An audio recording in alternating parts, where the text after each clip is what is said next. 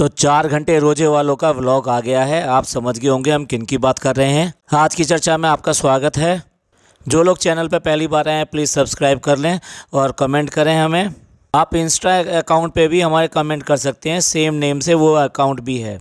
अब बात करते हैं डब्बा के व्लॉग की। हमने इन्हें 4 घंटे वाले रोजे का नाम क्यों दिया? मे बी ये 4 से 5 घंटे ही सिर्फ जो जागते हैं रोजे के अंदर, और उसी में अपनी अफ्तारी वगैरह ये सब करके दिखाते हैं। अदरवाइज़ तो ये जो है सुबह सोते हैं 5 साढ़े 5 बजे करीब, मतलब रमज़ान की सहरी खाने के बाद में नमाज़ पढ़ते हैं और नमाज़ पढ़ने के बाद में सो जाते हैं। तो कुल मिला के ये है कि 5:30 या पौने 6 बजे तक सो जाते हैं और फिर उठते हैं ये 2 बजे। ऐसा हम इसलिए कह रहे हैं कि पूरा देख लीजिए इनका टाइम टेबल जो ये खुद दिखाते हैं, उसके अकॉर्डिंग ये 2 बजे के आसपास उठते हैं, उसके बाद में नमाज़ पढ़ते हैं और उसके बाद में लग जाते हैं फिर अफ्तारी की तैयारी में।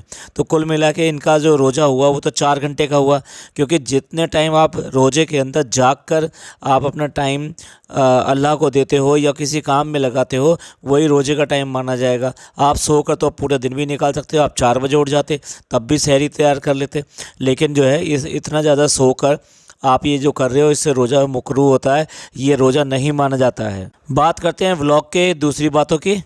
पिछली बार डब्बा ने जब एक प्रोडक्ट को प्रमोट किया था जो बेसिकली मॉइस्चराइज़र सोप था, वो इस बार दोबारा से प्रमोट किया है, लेकिन इतने ज़्यादा ट्रोलिंग होने के बाद में उसने कम से कम वो मीटर बदल दिया।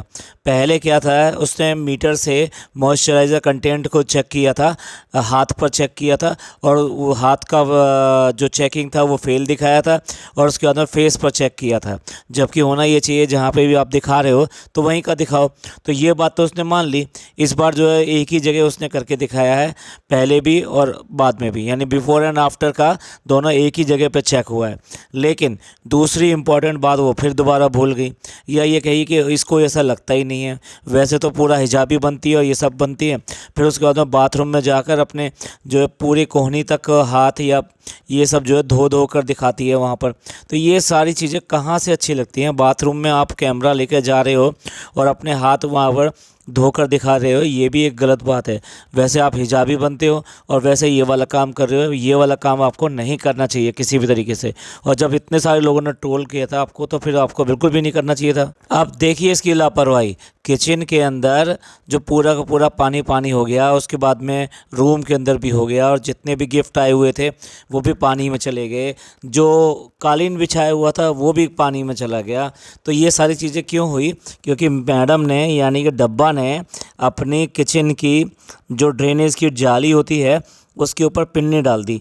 अब पिन्नी डाल दी तो उससे वो पानी तो ना जाने देगा, लेकिन ये तो डाल दी। बार बार कह रही है कि हाँ मेरी ये गलती हुई कि मैंने वहाँ पर पिन्नी डाल दी, पिन्नी डाल दी।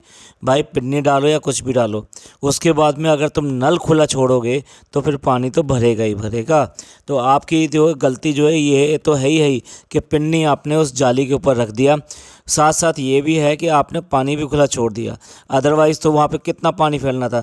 जो सिंक वगैरह में थोड़ा बहुत जो पानी आता है वो आता है, उससे ज़्यादा तो नहीं होता ना, उससे खाली किचन ही में ही पानी रहता, पर किचन के बाहर नहीं निकलता।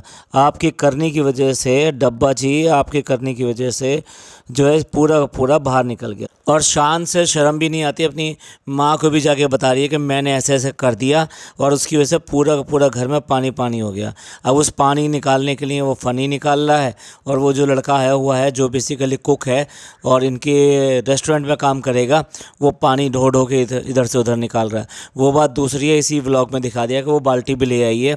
निब्बा निब्बी वाला काम करते हैं, बाल्टी दिखा दिखा के खेल रहे हैं कि ये बाल्टी बहुत काम की है, और दूसरी कह रही है कि मेरे को बड़ा कितना दिमाग है, देखो भाई कितनी सियानी है, कितनी अक्लमंद है वाकई में। अब सहरी जो है पूरी की पूरी अकेले बना के दिखा रही है कि मैं सहरी बना रही हूँ, और उस सहरी में फ़नी जो है सोया पड़ा है, और वो फ़नी सोया पड़ा है तो कह रही है कि वो थक गए हैं भैया, काम किया है, कितना काम किया है जिससे वो थक गए हैं और सो गए। वैसे तो रात को सोना ही चाहिए, ये तो अच्छी बात है कि रात को सो के आप दिन में जगो और दिन में अपने काम करो और रोज़े को रोज़े की तरह रह लो। अब अकेली अगर सहरी बनाई है जिसमें कि उसने आमलेट बनाया है और पराठे बनाए हैं, तो फिर इसमें वो थक गई है, और थकने के बाद में वो उसे बच्चे को झूला झूलना है, क्योंकि कुछ ना कुछ एंटरटेनमेंट चाहिए, तो वो कुर्सी एक ला के रख दी है बच्चों के लिए, और वो उस पर झूला झूल के दिखा रही है। भाई बच्चों को भी मात करने वाली काम कर रही है। और ऊपर से जो ये पहन रखा है रुमाल, ये जो आपने डाल रखा है सर के ऊपर, अब ये जो डाल रहे हो ये इसलिए डाल रहे हो क्योंकि सब लोग बोलते हैं कि भाई आप हिजाबी हो, ऐसे दुपट्टा डालते हो, ये करते हो, वो करते हो। तो अब उसका आपने सोल्यूशन जो है ना, डब्बा ने सोल्यूशन वो निकाल लिया। अब वो सोल्यूशन तो निकाल लिया, अब जब वो पूरा कवर्ड हो जाएगा तो डेफिनेटली उसमें गर्मी तो लगेगी ही लगेगी। इसमें कौन सी अक्लमंदी वाली बात है कि भैया उसमें बहुत ज़्यादा गर्मी लग रही थी, अब निकाल दिया तो अब बहुत अच्छा लग रहा है। वाह, कितनी अकल है आपके में अंदर तो, बाकी और में तो किसी में है भी नहीं ये वाली अकल। बीच बीच में कंटेंट के लिए है ना बाहर भी निकल जाती है, कभी शॉपिंग करने के लिए, कभी कुछ करने के लिए। तो अब की बार जो बहाना जो है, जो अपना जो रेस्टोरेंट बन रहा है ना, उसको देख के आना का है कि उसका जो वॉलपेपर लेने हैं, तो इसलिए अब इसकी शॉपिंग करने के लिए चले जाते हैं। शॉपिंग से याद आया कि रमज़ान का महीना जो होता है, इसमें जितना हो सके, जितना टाइम निकले आपके पास में, उसमें इबादत करनी चाहिए। और इसी महीने के इन व्लॉगों में वो क्या दिखा रही है, बालकोनी का मेकओवर। उसके लिए फिर मार्केट गई है, वो जाके शॉपिंग करके लेकर आई है, और उसके बाद में वहाँ पर लाइटें लगवाई हैं, और उसके बाद में वहाँ पर जो है बाकी चीज़ें, मतलब वॉलपेपर वगैरह ये सब लगवाने के लिए आदमी बुलाया है। उसके बाद में फिर वो जो लेकर आई है हैंगिंग्स वगैरह वो लगा रही है। तो ये सारा वक्त करने में वक्त तो जाता ही है। तो मतलब कुल मिला के वहाँ पर जो है इस सबको सेट करने में कम से कम 3 से 4 घंटे ख़राब कर दिए होंगे। तो ये वक्त जो है आपका इबादत का होता है, ना कि ये सब करने का। कंटेंट का बहुत टाइम आएगा। मेरे को तो ये समझ में नहीं आ रहा क्या क्या चीज़ कैश करोगे, क्या क्या चीज़ कैश करोगे। रमज़ान को, इबादत को, सबको कैश कर रहे हो भैया, हद है, हद है। शर्म आनी चाहिए इस बात के लिए कि अपनी रमज़ान और इबादत को तो कम से कम एक साइड में रखते। पूरे साल कमाते हो लोग बाग, यही करते हैं, पूरे साल कमाते हैं और इस महीने में आके इबादत करते हैं, और लोगों को जितना कमाया हुआ है उसमें से कुछ हिस्सा बांटते हैं सब लोगों की, और मदद करते हैं दूसरों की। आप क्या कर रहे हो? आपने तो बस जो है ना ये मेक ओवर करना है, शॉपिंग करनी है, खाना बनाना है, और खाना बाहर से खाना है, जबकि घर में हो सकता है, फिर भी यही सब करके दिखाना है। रमज़ान का तो मतलब ही नहीं है कि क्या इबादत है, क्या चीज़ है। अब बाहर चली गई है तो इफ्तियारी जो है ना वो घर के यही लोग बना रहे हैं, खुद कुछ नहीं बनाया उसने। और बनाने के बाद में इफ्तियारी सर्व करते समय बोल रही है, बड़ा ज्ञान दे रही है कि फ्रेंड्स सारे लोग जो है ना फ्रूट्स नहीं खाते हैं, और सब जो पकौड़ी इन सब पे तुले रहते हैं, और इसको देखो, सेब को देखो, ये काला पड़ जाता है, ये रखा रह जाता है। भैया यही तो सब लोग बोल रहे हैं, हेल्दी खाना खाओ, रमज़ान है, ये कोई दावत नहीं है कि रोज़ की रोज़ दावत चल रही है, आज ये वाले पकौड़े बना लो, आज वो वाले पकौड़े बना लो, आज चिकन के ये बना लो। ठीक है, आप ये बना सकते हो, लेकिन रोज़ रोज़ जो है ये जो ड्रामा दिखाते हो, मेरे को समझ में ही नहीं आता है। इसको कितना कैश करोगे, कितना ज़्यादा बेशरम बनोगे इन चीज़ों के लिए।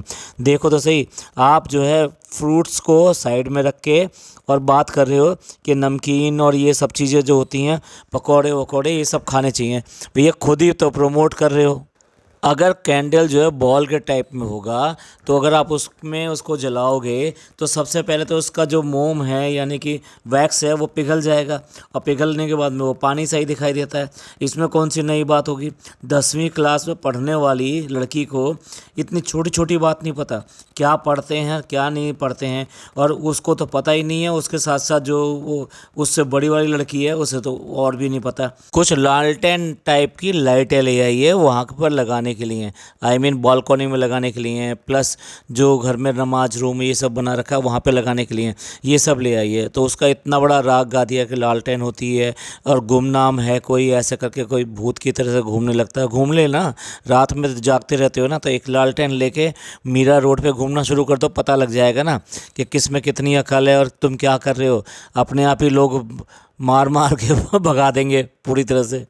अब अम्मा बता रही है कि उसकी जो अम्मी थी वो उपले पाथा करती थी, यानी कि जो गोबर होता है, गोबर से लोग कंडे भी बोलते हैं, उपले भी बोलते हैं, वो पाथा करती थी। तो अपनी माँ की जो है इज्जत बिल्कुल नहीं करनी। और जैसा मतलब इन्हें पता है, भैया इन्हें पता होगा कि चोरी से ये सब चीज़ें बेचते थे, ये सब करते थे, तो वही चीज़ वो कह रही है कि ये जब मम्मी जो है ना ये उसको बेच भी दिया करती थी।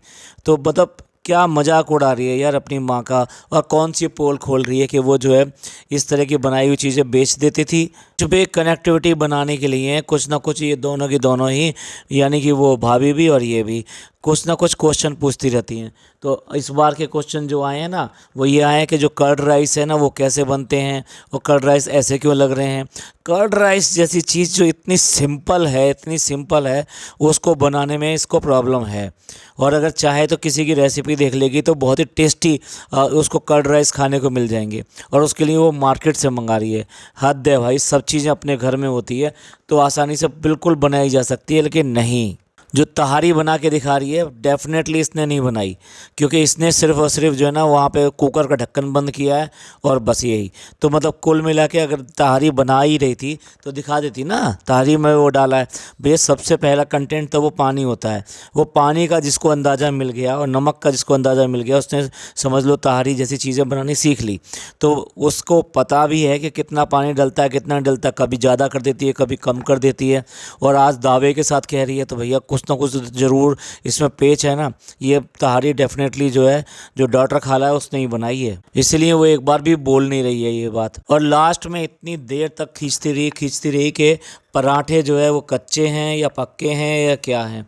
भैया पराठे जैसी चीज़ को अगर बनाने में आपको दिक्कत हो रही है और उसको ये पहचानने में कि ये कच्चा है या नहीं है, तो आप कैसे करोगे। आप खुद ही पराठे बनाते हो या ये पराठे भी किसी और से बनाते हो। जानबूझ के जो है पराठे का इतना लंबा पुराण खींच दिया।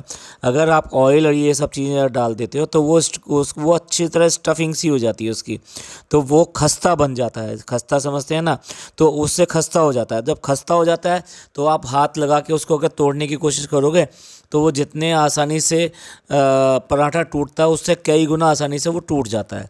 तो आप उसको ये कह रहे हो कि कच्चा है कच्चा है कच्चा है। लगता है इन्होंने लच्छा पराठा तो खाया ही नहीं है। लच्छा पराठे में पूरी तरह से घी वगैरह डाल के और उसके बल बना के इसी तरीके से किया जाता है, और वो बड़े आसानी से वो टूटता भी है और बड़ा सॉफ्ट होता है, बहुत सॉफ्ट होता है, खस्ता होता है। तो खस्ता जो है पराठे बने हैं, जिसको ये कच्चा कच्चा कच्चा करके गाना गाए चले जा रहे हैं। चलिए डब्बा की तो ये सब चीज़ें कंटिन्यू रहेंगी। हाँ, एक चीज़ और रह गई, गिव अवे कर रही है डब्बा। अब जो गिव अवे कर रही है तो ठीक इफ्तियारी से 5 मिनट पहले 10 मिनट पहले उसके मैसेजेस डालिए। जो वक्त होता है कि इफ्तियारी आप रखें और दुआएं मांगे ये सब करें, वो मोबाइल पे लगी पड़ी है। अरे ये काम किसी और टाइम भी हो सकता था, लेकिन नहीं, उसी टाइम में करना है, क्योंकि इन्हें ये इस बात का है ही नहीं कि रमज़ान की इफ्तियारी क्या चीज़ है, दुआ क्या चीज़ है, और कौन से वक्त पे क्या काम होना चाहिए। मिलते हैं अगले पॉडकास्ट में। ये पॉडकास्ट आपको अच्छा लगा हो तो प्लीज़ लाइक कीजिए, सब्सक्राइब कीजिए और शेयर कीजिए। अपने लोगों का ख्याल रखिए, खुश रहिए। थैंक यू, धन्यवाद, शुक्रिया।